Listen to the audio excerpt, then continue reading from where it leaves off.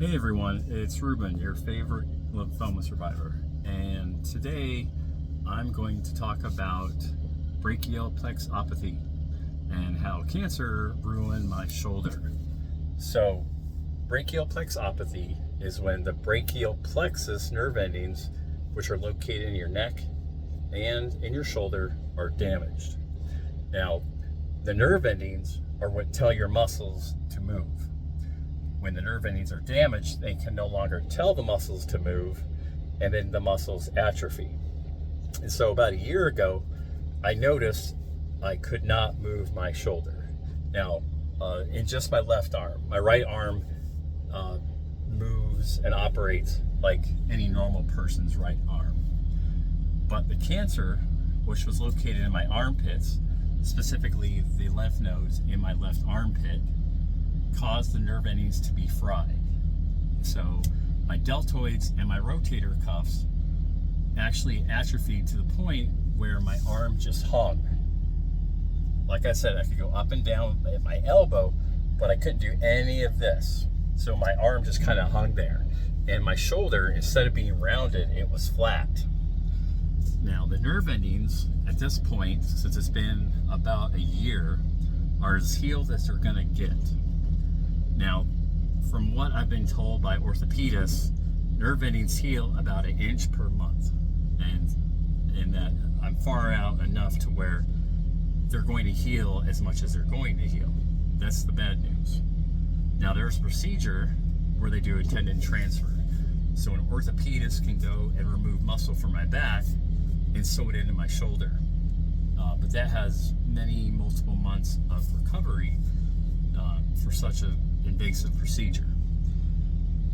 So what did I do? How did I go from not being able to move my arm at all to now having about 75% function of what would be a normal arm? And the answer is a lot of hard work.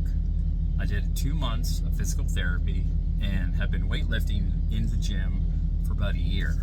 So I currently go to the gym twice a week, and I have a job where I move cases of French fries and cheeseburgers all night in a trailer and truck. So it is not 100%, and it probably will never be 100%, but I found ways to work around it. So that's what brachial plexopathy is. Damage to the brachial plexus nerve endings that results in what some people refer to as limp arm. So with my right arm, I have normal function, okay? Just like anybody else. Now with my left arm, which has the brachial plexopathy, I can move it, just not as fast, and it's much more difficult. Now there's nothing blocking my arm from actually moving in the same directions as a regular arm. I just don't have as much strength in that arm. So like this, for me to hold my arm up like this is actually difficult, and it strains my rotator cuff and my rear deltoids.